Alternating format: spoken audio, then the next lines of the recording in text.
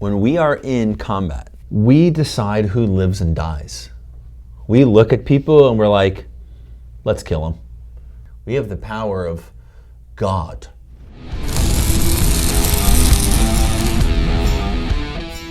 Thanks for joining us as we peek behind the curtain of a Grunt's life, where we dive deep into the psychology of our #1 show with special guest Lauren Rich, a licensed clinical therapist who has been working with combat veterans for over a decade. Here, we'll discuss the ways in which the military mindset serves to win wars, but isn't as helpful for good mental health post-service. We'll also do a character analysis of Lieutenant Murphy, giving insight into his mindset and kind of psychotic behavior. Kind of. So welcome to the path out of hell, boys and girls.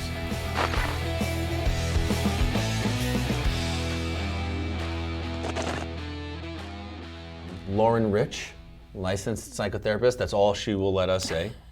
It's not about her, so we can't talk about her too much. She's got pages upon pages of notes, all written about a Grunt's life. Hours upon hours of watching. So much watching, so much work put into it. We talk about diehard fans. I don't think it gets much more diehard than that. How many of all the actual combat veteran guys took pages and pages of notes and flew across the country to do this? None that I found. So we're incredibly grateful to have you, and grateful that you find value, thank you, sir, in our piece of art that was made for our community, that was made to make combat veterans feel seen, heard, and understood. So without further ado, please tell us. I think it does a great job of that, seen, heard, and understood. And so let's go ahead and get started. And we'll start at episode 1. Okay. Okay. Here we go. You want to go ahead and watch the scene together since it's been a while? Yes, Okay. please. I just started watching this a minute ago and I was like, oh my God, I can't believe we did that. All right. So we're going to this scene. Yes. All right. Oh shit. Fucking Wagner. I bet he's faking again. Thank God. I thought it was one of our key players. Scared me too, sir. Thank God it's just Wagner. You know, I've been thinking about how to get rid of this kid for months. Think about the ass pain he just saved us. Yeah, guess it's our lucky day, sir. Wait a second. Where's your fucking rifle? Oh, he dropped it as soon as he got hit. So he claims. You called in yet? Negative, sir. We're gonna make him struggle just a little bit. Cool. I'll call it in as soon as I can. Roger that. Too bad he's gonna like it. Sir, your gear. Thanks, Killer. Hey, hold that for me? Yeah.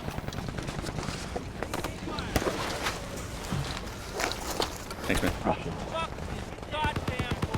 So I think we should... Sir, the Taliban said they are bringing the big gun for this attack. No shit. That's pretty fucking fresh. So scared. Ahmed, man. Okay, I'm gonna listen to them. Right on, man. Good shit. Tell him we got bigger guns. He's the best, man. He's fucking hilarious. Too bad I'm probably gonna have to kill him.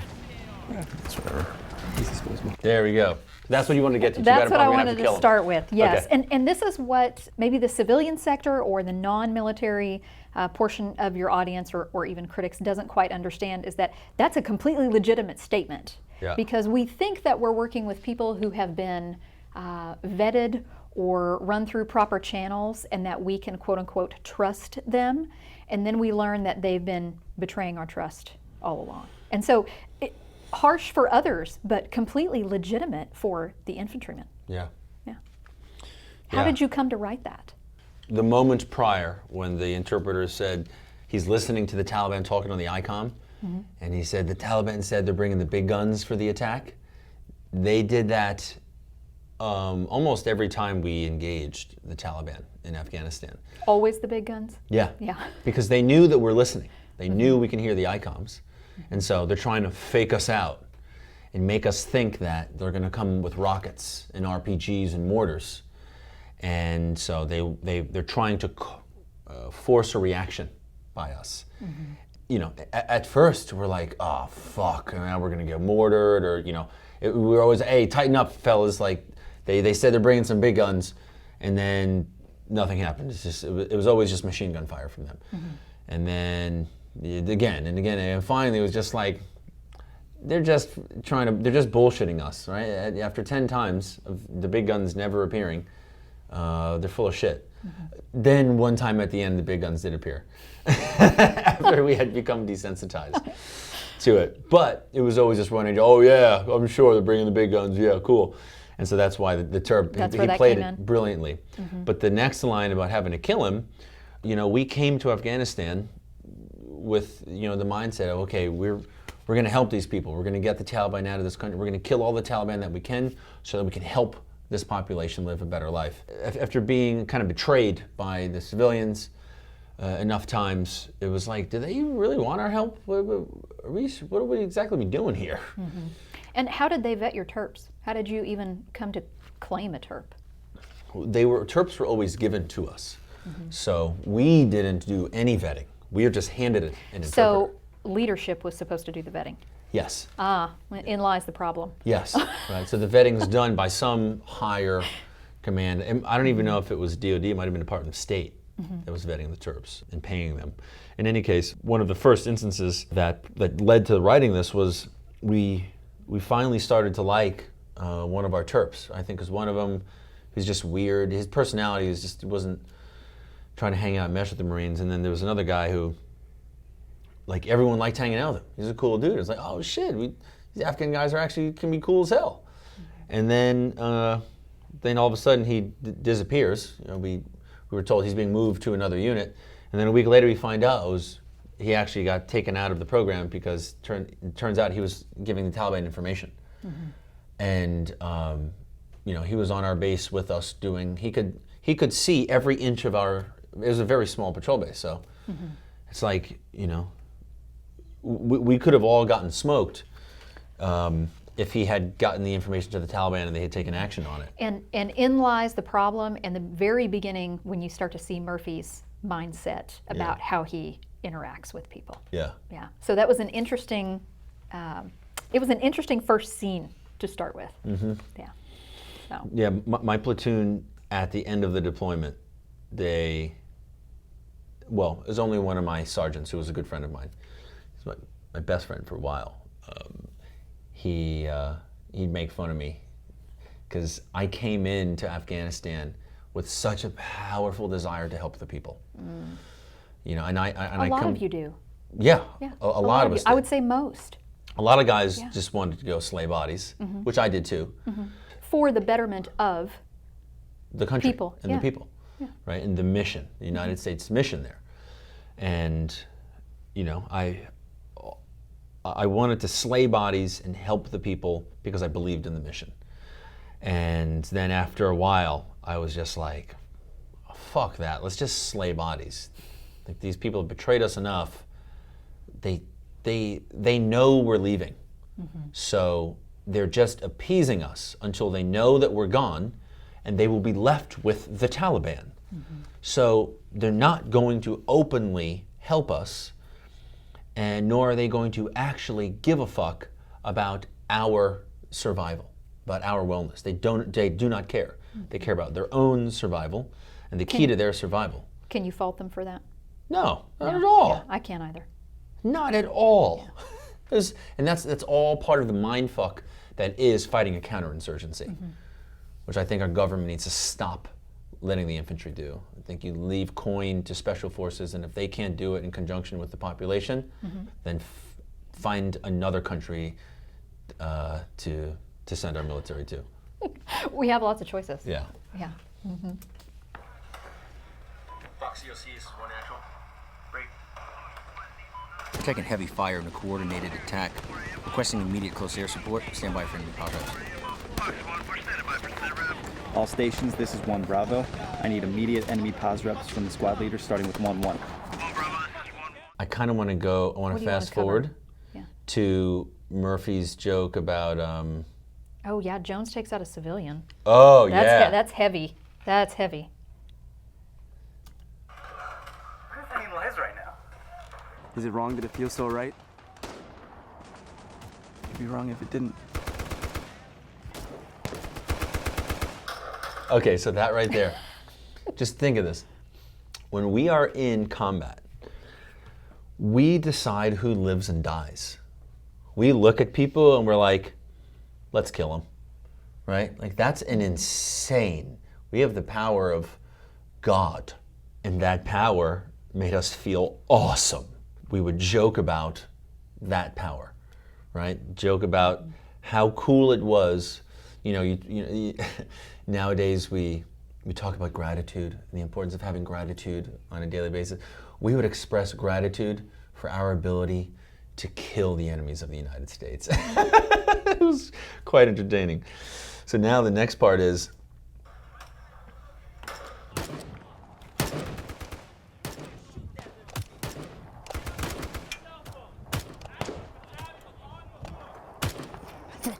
What? Nothing. It's bad. You can see his physical reaction, and and later, you know, you actually get to see the tally marks on the wall of how many we're talking about. But it is a woman, right? He shot a woman. Yeah. The worst traumas that I see walk in the door always have to do with women and children. Bombs built into kids, children's hands being cut off once you've given a soccer ball, women being raped in the middle of the street, stoned to death. I mean, you name it, the worst traumas are always around women and children. It's different when you kill a man. People don't get that. At least the civilian population does not get that it's different when you kill a man. So, Yeah. and then you have Fernando over here, whatever his character's name is, saying, you know, that's murder in the first, dog, going to Leavenworth, free ticket to Leavenworth. And the sad part is that he's right. You know, with the ROEs written the way they are, he's absolutely right. yeah. Oh my God, that was so terrible. Haven't watched this in a while. The topic of civilians was always on the minds. And what year was it? 2012. Okay. So in this time, I mean, the whole U.S. military was, I'm sure, very, very focused on not hurting civilians, knowing that hurts the mission. But in multiple ways. yeah, of course. Yeah, they didn't talk about. They never said, yeah, hurting civilians is going to fuck your mental health for the rest of your life. No. They're just like, no, it's going to hurt the mission. Yeah, that's exactly right. And I can understand a lot of the reasons for all the psychotic nature of why we do what we do. And it's really sociopathic. It's a complete distancing from the pain that we inflict on other people. Distancing, yes. Sociopathic, no. No? Lucky for you. It's not sociopathic? No. Oh, how come? No. Because this is war. Oh, yeah. Yeah. I think there is a degree of sociopathy that is needed to fight war. I think that is a part of the indoctrination process, is they desensitize you to feelings and to human life. I see where you're going, but when we talk legit sociopaths, we're talking Ted Bundys, Ed Kempers. Oh. Okay. You are not, at least I don't think you are, and Ed Kemper. And so that means you're in the clear. But in the context of war, everything changes. Yeah. Absolutely. 100%. Yeah. Now, there's a lot more of what you're talking about. Compartmentalizing, numbness, all of those, and all of those are tools. But it doesn't make you a sociopath. A lot of people come in my office, though, thinking that they're a sociopath, that I can do this and not feel anything. But are you really not feeling anything? Yeah, no, they are. They're just suppressing it. They are. They're just not allowing themselves to actually feel it. Yes, exactly. Okay, I want to get into that in a deep way. Does that make sense? Soon, yeah. I was just watching a YouTube video for someone I follow earlier today of the importance of whenever any emotion hits you, you need to allow yourself to completely feel it. And if you don't allow yourself to process the emotion as deeply as your mind and soul want it to, then it's going to come back and bite you at some point. Okay, that could take days to cover. Yeah. So in any case, we were constantly talking about not hurting civilians. Over there. There's always a threat because the civilians are everywhere. And the worst part about it, this is such a mind fuck, is that the Taliban are using the civilians to their advantage. And everybody looks alike. Yes. Especially because everyone is at least 300 meters away. At least that was our fight. We didn't have up close and personal, intimate fight like guys in Fallujah kicking doors in. Yeah. It was not our battle. So in any case, there was this constant fear and worry of hitting civilians. And some guys because they don't want to hit civilians, and other guys just because they don't want to get in trouble. Bingo. Yeah. I'm not worried about killing the civilian. I'm worried about what's going to happen to me. Yes. And poor Jones, he just cannot catch a break. I know. Yeah, I don't know why you had to do that to that character. I mean, I know why you did it in the writing, but that poor guy. Yeah. You know why? It's because I love poking at pain. Yeah. I think pain is the funniest thing ever. And that's just that's how I cope with pain, is I will laugh about the pain. It keeps me from crying. And so anyways, that's why this thing is so riddled with jokes about killing civilians, is because that was one of our greatest fears. We feared killing civilians more than we feared death. Death was like, yeah, whatever, we'll take a derp nap. It's like, I'm going to war. But to kill an innocent bystander, yeah. It was constant. And I have guys who come in 8, 15 years later. I mean, if we're in 2020 and it was 2003, we're talking 17, 18 years at this point, and they still have nightmares about the women they shot. Yeah. And ironically, if an HVT is an HVT, right? It doesn't matter if she's a man or a woman, right? Value is value. Okay, well, then she was a target and she had to go. Yeah. Bottom line. Yep. But that doesn't make nightmares go away. Logic does not make nightmares go away. So. The soul knows. So anyways, that's why we have so many jokes. It's because it was such a serious thing. It was a constant. And a constant thing, but also further, not all, but many of the guys that I know who have had the worst mental distress, it was because they hit civilians. Yeah. And it was all the guys that I knew, they hit civilians by mistake. And one of them, he's firing down an alley in Sangan. Taliban dude ran across the alley, and then not long after him, another guy, and then a kid. And the kid ran, and he had become accustomed for the last 3 times, brrr, brrr, fuck, next, brrr, oh shit. That was a kid. And he's been fucked in the head ever since. Yeah, that'll do that. Yeah. That'll do that. Yeah. That's normal. So that's why we joke about it. But I would have to challenge that a little bit. Other than direct one-on-one contact, there's a whole lot of speculation that goes on in the veteran community about who we killed and how many we killed. Yeah. Sometimes it's in a braggadocious manner. I killed X number of bad guys. And other times it's I'm guilt-ridden because I think I killed somebody, but I don't have solid evidence. I don't know if they survived. I don't know if they walked off. I just feel like I killed somebody. And what I call speculative guilt is what will perpetuate time and time again. If you don't have solid evidence that you did it, then we need to really work on why you're feeling guilty about something that you may or may not have done. Huh. Interesting. It's almost worse not knowing. It's almost worse not knowing, yeah. But your friend who outright had a direct contact with the child, he's 100% positive. Yeah. Yeah. It was an accident. Yeah. But he's still 100% positive that his actions caused death. Yep. Yeah. So anyway, that's why we have all the civilian jokes. It's because it is, in my personal experience, and it sounds like yours too, the most painful thing that a combat vet will experience. Yeah. A pain that lasts until the end of their life, whether they take their life because of it or they go the full 90. I would say it's one of the top 3 pains. Top 3? For sure. Okay.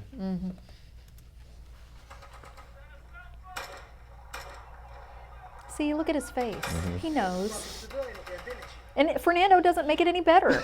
I mean, he's really just being a dick about it. See? Yeah.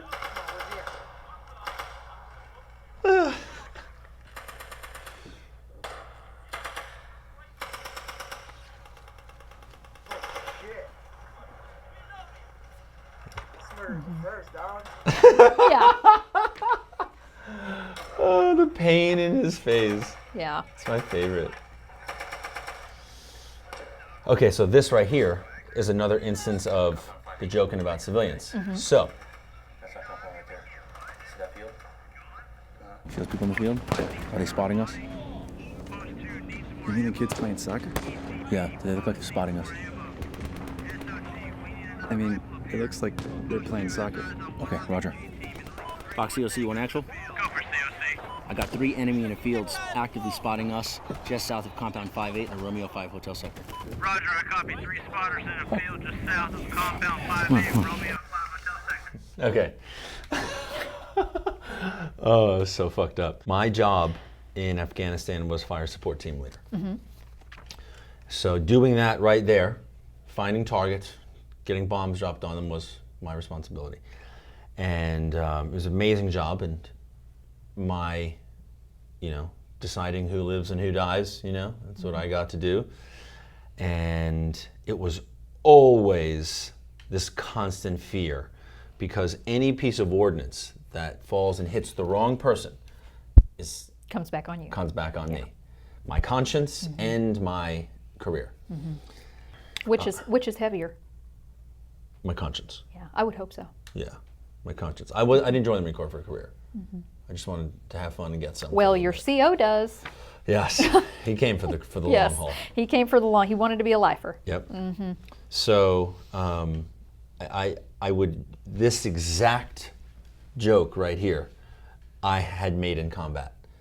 And it was always because when we're actively engaged in firefights, anyone who is standing out in a field looking at us, or who's peeking out behind a wall looking at us, in the beginning it was just like, well, no, they're not shooting at us.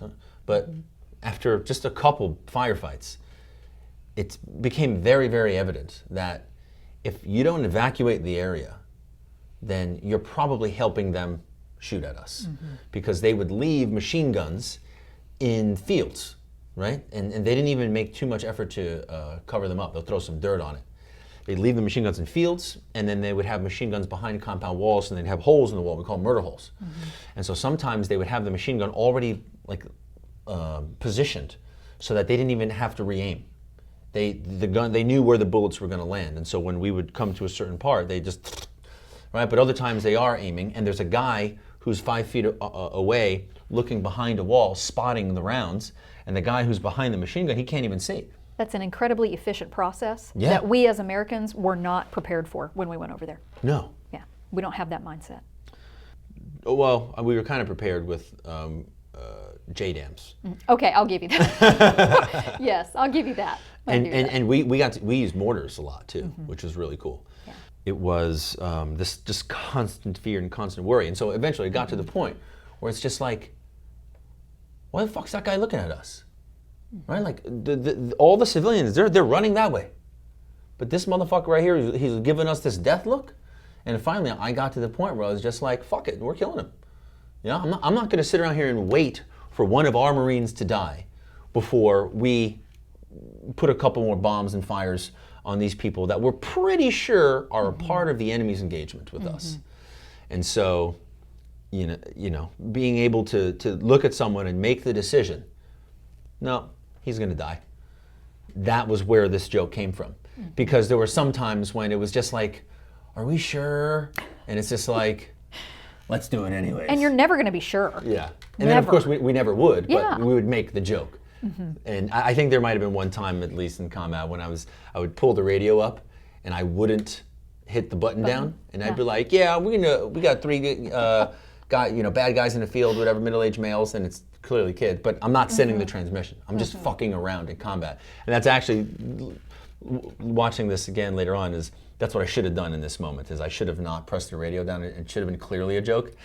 But the combat vets seem to dig it anyways. Yeah, they do. That's okay. Do you want to move? Because they all felt this frustration, the same frustration that we felt, was just like, according to the rules of engagement, I'm not supposed to smoke this guy.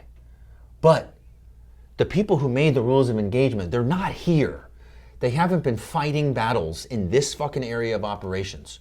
Seeing time after time, the people who are fucking staring at us when all the civilians have fled, they are probably spotting us. And spotting means you are a part of hurting us. And if you're part of hurting us, you gotta go. And so those are that anger of seeing these people who we know, these people are fucking spotting us. Why don't we fucking kill them? Well, higher said we can't. So now these Marines sitting up on rooftops just like, God fucking damn it. It's like, I'm gonna kill all these motherfuckers. Do something so I can hurry up and pull the trigger. Yeah. Hurry the fuck up. Yeah. So I can get this over with. And I always tell my guys, who writes ROEs? Congressmen, JAG officers, and human rights groups. Those are my heavy 3 anyway. That's my opinion. And no, they're not there, and no, they don't have to live with the choices, and they make it exceptionally hard to do your job. Yeah. Yeah. Yeah. And I don't think it was always like that. I don't feel like it was like that in the early years of Iraq. I feel like Afghanistan got exceptionally complicated with ROEs. Yeah. Is that fair? Totally. But I will say though that, and look, everything I'm about to say is, I have no data to support this. This is just based on conversations I have had with thousands of veterans from across the country. Well, mine too. Yeah.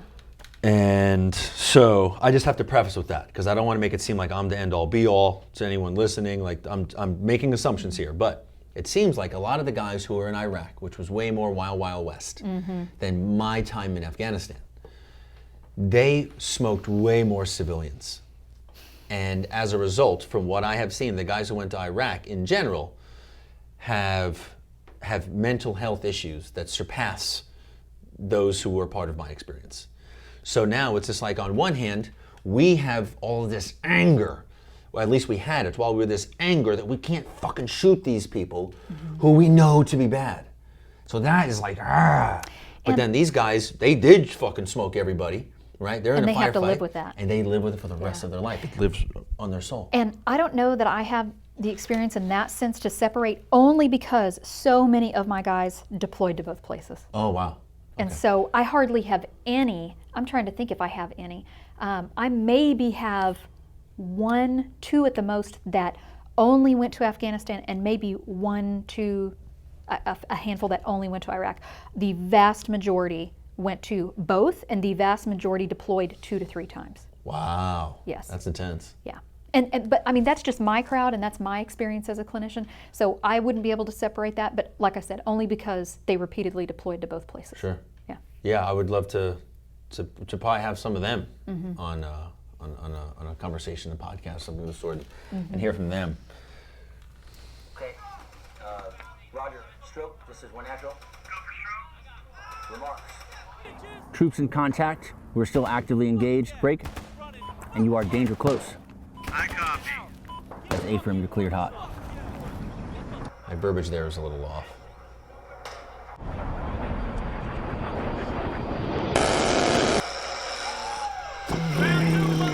It's A-10s.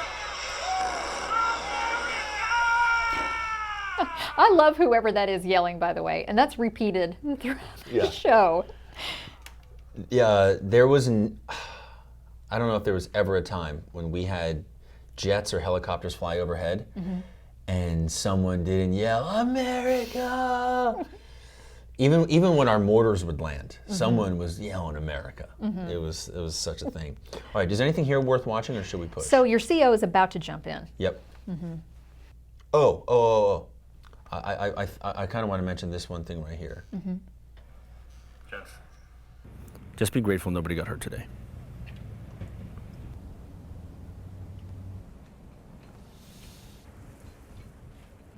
Did he really just forget about Wagner?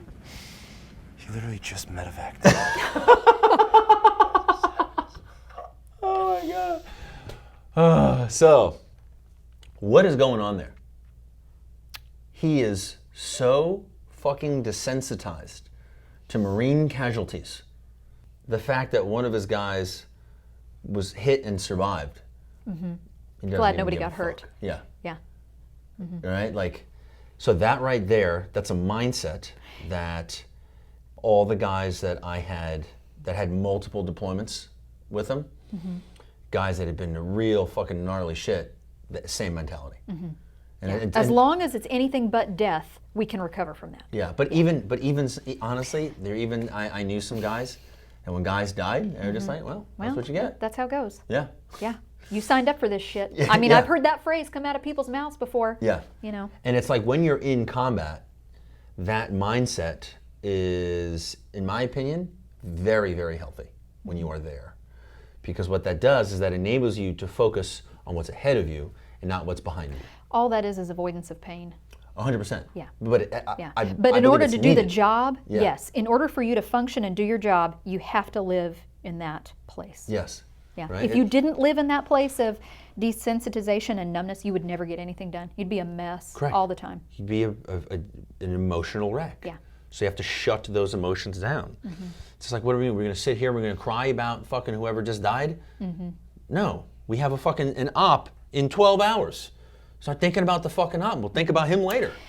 The counter to that, though, is that when someone gets hurt or dies, and we wait 6 months to have a memorial service, Oh, yeah. that's pitiful. Yeah. That's pitiful. So sometimes it goes the opposite direction. Oh, 100%. And all the things that I'm talking about, I mean, these are all things, right? Not processing someone's death.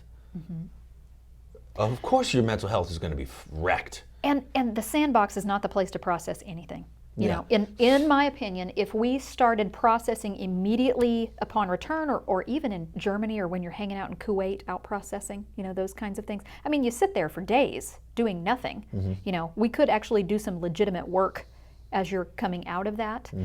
We're not that high speed. I don't think we ever will be. But this is not the place to process. And so he's okay for doing what he does. I mean, I'm not saying he's not a jerk about it, but, you know, the others at least catch the issue that he's not even acknowledged that Wagner got medevac. Yeah. And so that line right there was, he says, yeah, the Phantom Fury guys are savage as fuck. Yes. Okay, so that and there's the stigma. Yes. So the reputation.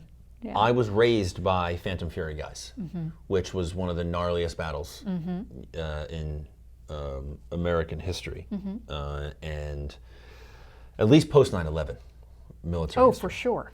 And so a lot of the guys who raised me, in terms of trained me, to include my platoon sergeants and sergeants, were in Phantom Fury. And those were the guys that were completely desensitized to anything. Everything. Yeah. Everything. And I'm talking about, you know, connection with fucking anyone who was outside of the military, wife, kids, right? All of that was difficult. And I think it's because they had developed this mindset. And these guys were savage motherfuckers at war. They were great at war. But everything outside of war, not so much. Terrible. Absolutely terrible. Yeah. And so yeah, that's where this mindset comes from. My company Gunny was in Fallujah, and this guy, he had a huge influence on me. This dude was amazing. He was just incredible fucking warrior. And so that was, I would say, he was a big part of the inspiration for my admiration for the Phantom Fury vets. That makes a lot of sense. Yeah, so that's where that line comes from. Okay. 1-6. Sir? CO's asking for you. Guys, I need an ED on 10. I said.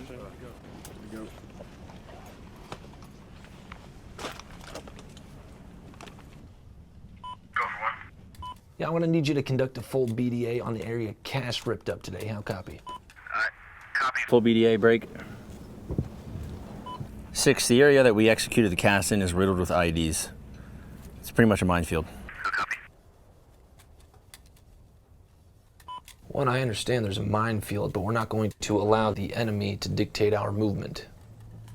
So you're gonna do a full boots on ground BDA. How copy? 6, based on the immediate danger to Marines, I recommend we use aerial ISR for the BDA. How copy? That's a -1. You've got engineers and mine detectors and months of training that you can use to counter the IED threat. These shitheads might have Some intel on them that battalion's been trying to get their hands on. How copy? Yeah, I copy 6.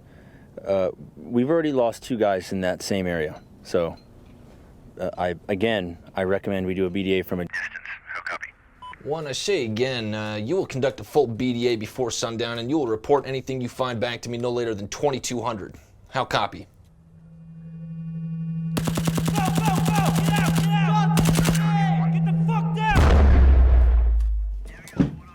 Well, I think he knows who's boss here.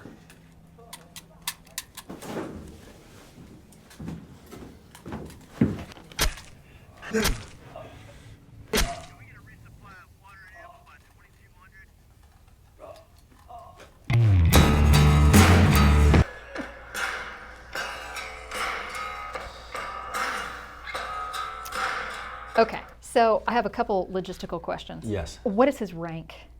What is he? The captain. He's a captain. Yeah. Okay. And then is that a first sergeant or First sergeant. First sergeant. Okay, got it. So I don't know if you ever had direct contact with anybody like this, or even a version of this character, but oh my gosh, they just don't get it. Yeah. You repeatedly shared helpful information, warned of danger, and in his mind, you've had enough training and we have enough tools that we can counter a minefield. Mm-hmm. And that this is somehow going to be beneficial. Mm-hmm. That these dead bodies will have intel on them. Mm-hmm.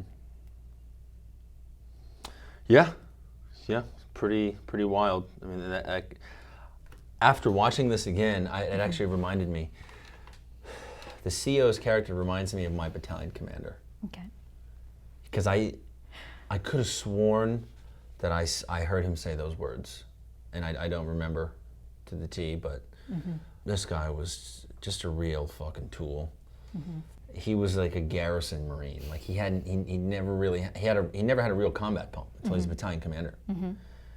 Wow. And the battalion did not respect him. No. Understandably so. And he was Mormon and he didn't drink, and he's just like, I don't understand why Marines drink. It just gives you a headache and makes you feel like that. And I remember after hearing him say that, we were just like, what world is this fucking guy living in? You don't understand why Marines drink? Mm-hmm. Jesus. He has, and I don't know what the backstory is, but he has big issues with wanting to feel valued by the first sergeant. Yes. He looks at him all the time when he's on the phone. And the look is, do you approve of what I'm doing? Mm-hmm. Am I good enough? Mm-hmm. That's the repeated look. Yeah. But he's blatantly ignoring the recommendation. Mm-hmm. Puts people unnecessarily in danger. Mm-hmm. And a lot of the grunts that I see feel like that's all leadership ever did, was make bad decisions that put me in danger, most importantly, unnecessarily so. Yeah. I can't speak to all of it. I can say that there is an issue with perspective. The lower you are, the less perspective you have. Supposedly. Yeah. Ironic, though. Okay, I'm sorry, let me take that back. The lower you are, the less clear your high-level perspective is. There we go. I would say the lower you are, the less information you may have. Yes. But the perspective is greater. Because you're actually seeing what's happening. And the character, Murphy, comes back later on to say, this is my AO, and this is episodes down the line. Yep. This is my AO, you don't know it like I do, which it just makes it that much worse for this guy. Mm-hmm. Makes it that much worse. Yeah. But he really is just out for, I don't want to say outright power and control, but he really just wants to feel good about himself. Yeah. That's what this is about for him. 100%. So what it appeared like to us when we were there was that the higher level officers, everyone knew this is their last chance to go to war. Mm-hmm. So this is your last chance to get a medal on your chest in combat, which is going to carry with you for the rest of your career. Mm-hmm. So all of these senior officers, the captains, major, battalion OPSO, battalion XO, battalion commander, mm-hmm. they all, they're pushing for missions, for action. Go, go, go. Because everything is going to get written up into their not their billet description, they're right up for their fit reps. Yeah. Right? Yeah. I orchestrated, 16 combat missions to do this, that, and the other thing. Mm-hmm. So it's all go, go, go. Now there's another element too. I don't want to speak totally ignorantly about this stuff, but there is one element of it of like even officers want blood too. And it's like, we're here to get some, so let's get some. The other side of the coin is, it's not his fault he's stuck at a desk. I mean, yeah. He signed up to be an officer, and that is the vast majority of what it is, but he could leave. He could go out there and interact and engage with people and learn more, but he chooses not to. Mm-hmm. Yeah. Mm-hmm. Having more perspective later on, it's like, I think that what higher level leaders in the counterinsurgency should be doing is finding the key leaders in the areas that they're responsible for and meeting with them constantly. And that means you have to have a good personality. You have to be a diplomat. Which he does not. Which he doesn't. So, you know, you could kill all the Taliban in the world, but if none of the leaders of that district in Afghanistan, or your little AO, which is a portion of the district, if none of them, if they just simply don't like you, they'll let the Taliban in place IEDs. Yeah. And that's as simple as it is. All this, the counterinsurgency shit, it's like half diplomacy and half metal, half 7.62. And he's not very likable. No. Yeah. So in any case, this guy is all the officers from my deployment and the deployment before me. Our impression was, as lieutenants, was that these guys are just trying to get some more medals on their chest before The next panel. before we head home, make the fit reps look as good as possible. Because there's this one example, and this came from my buddy who was in 2nd Battalion, 4th Marines. Okay. I think he might have been Fox Company as well. He was he was a platoon commander for Mobile Assault Platoon. And they went all over Musa Kela and Nowzad, and they might have hit up Sangin too. And constant operating outside the wire, nonstop. I mean, they hit so many IDs and gotten so many engagements, it was ridiculous. In one instance, the battalion operations officer had written up a mission for them. And he was always, excited to push out the missions. We're gonna go, he would do impressions of him and make fun of him. Hey, we're gonna get out there, we're gonna smack him in the face. We're gonna step up, we're gonna get on this line, we're gonna punch him in the fucking mouth. And that's kind of like that's our culture, right? Some guys take it farther than others. Well, in one instance, they had 2 or 3 days to prep for this, a pretty decent sized mission, operation, and they didn't have maps. And so he goes and he says, hey sir, we don't have any maps for this thing, so we can't do a map study, terrain study, MET-T analysis, we can't do any of this stuff. And not to mention, Intel shop or whatever, S2, they can't get us the maps anytime soon. And his response was, what, maps? Maps? I don't need fucking maps to go punch somebody in the fucking mouth. Just get out there and hit somebody in the fucking mouth. And just hearing that now, it's like, if that guy could hear his words now, like I wish so bad that he's listening. And I actually, now I think about it, I really want to write that into AJL Season 2. Because just to say that out loud, I don't need, when he's not going on the mission, I don't need maps to go punch someone in the mouth when you're sending guys into an area where you know for a fact they're going to drive through minefields and you know for a fact they're going to get ambushed. How could you, those words, I'm getting goosebumps thinking about it. That's the kind of fucking officer shit that makes guys insane. I think the word for that might be negligence. Oh, negligence, complete negligence. Yes. That's the complete, he's complete disassociated from reality. Shirking of duties. Yeah. Yeah. Like what? Like obviously, he has never led a fucking combat op because he would know that if you go on a combat op without a map, without having studied it, you just don't do that. At least not modern warfare. No.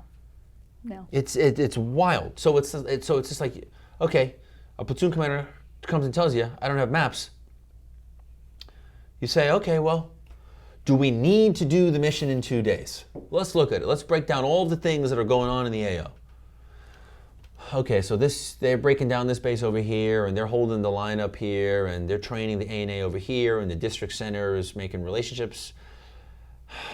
We don't have to do that op right now. Fuck it, let's push the op 2 weeks, and then get after it, right? Like that, it's a very, very simple decision. Oh, you guys don't have maps? What the fuck? Did they tell you why? Okay, I'm gonna figure out how to do the maps thing. You guys hang out, study this AO, maybe we'll do an op over here. To keep the enemy fucking at bay while they break down these bases.